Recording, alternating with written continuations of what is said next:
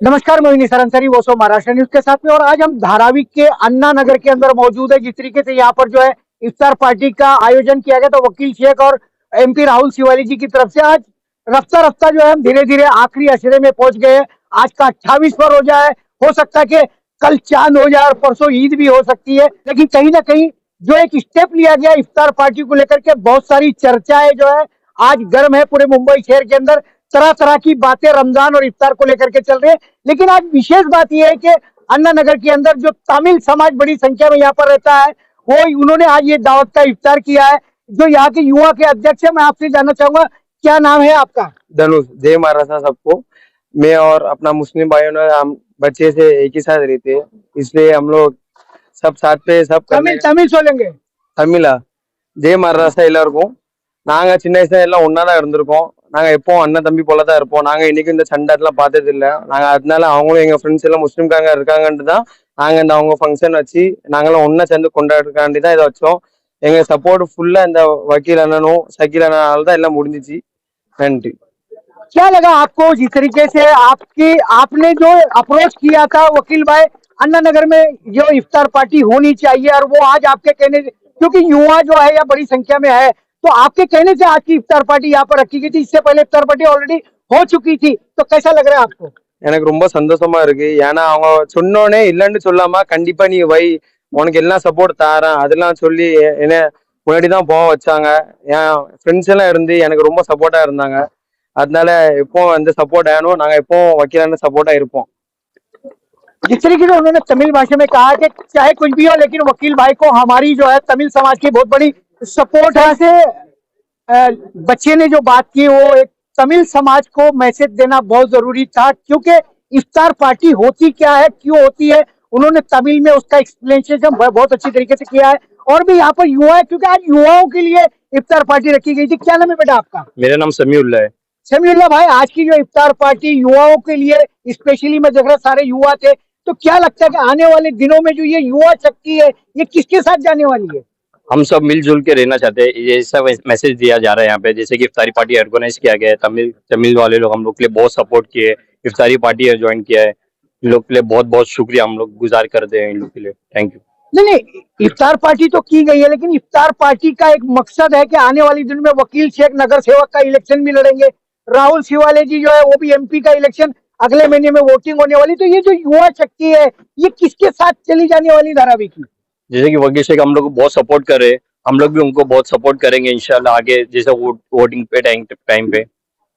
और जैसे कि हम लोग और हमारा इवेंट्स वगैरह यहाँ पे ऑर्गेनाइज करा रहे हैं अच्छे से। हम ये मैसेज देना चाहते हैं कि सब मिलजुल के रहना चाहते हैं यहाँ पे। हम लोग को ये इन लोगों ने मैसेज दे रहे हैं कि मिलजुल के रहना चाहिए, मिलजुल के करना चाहिए, सब कुछ ऑर्गेनाइज करना चाहिए, पार्टीज वगैरह।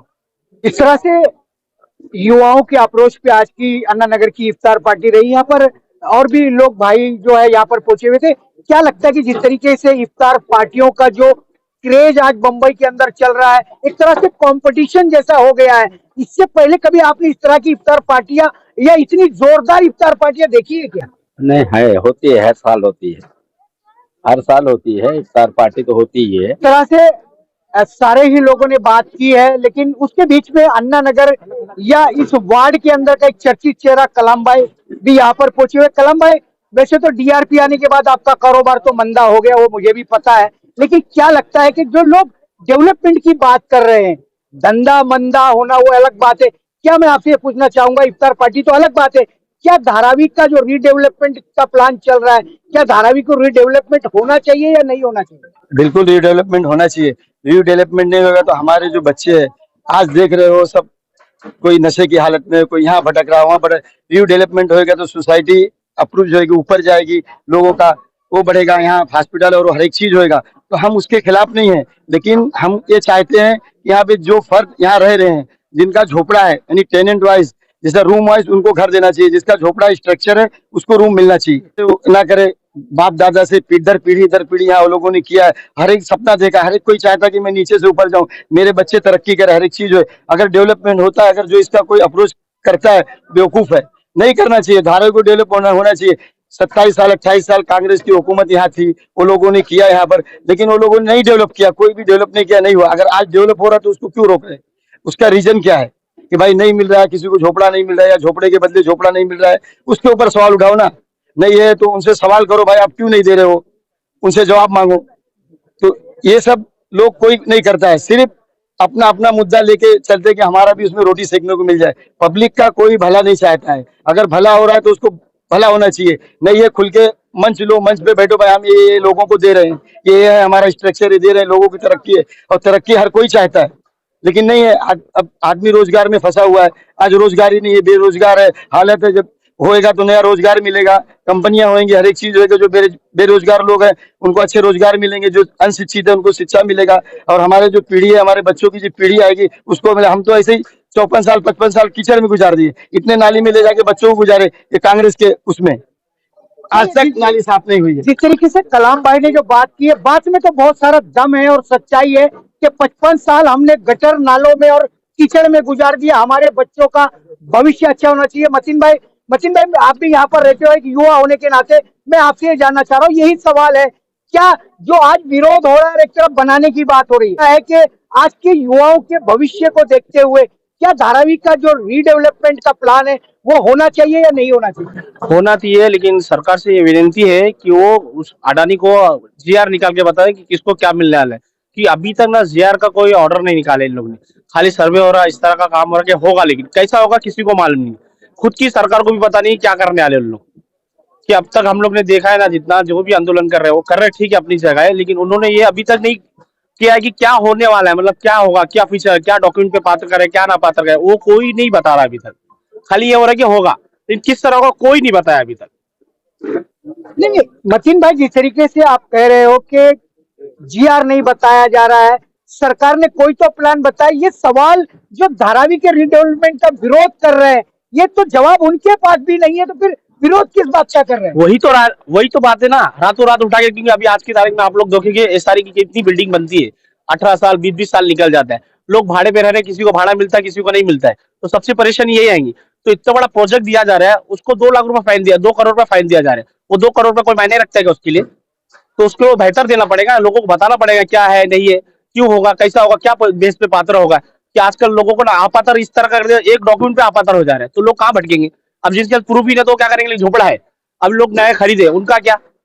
जैसे अभी 2 दिन पहले 4 दिन पहले झोपड़ा खरीदा, उसके पास डॉक्यूमेंट नहीं है, दूसरा पार्टी का है, तो उसके लिए क्या करा जाएगा? उसके लिए कोई रूल्स निकालो कि सर्वे हो रहा जो घर में रहता है उसको ही घर दिया जाएगा, कि मैं 10 साल से वो डॉक्यूमेंट में पात्र करूंगा।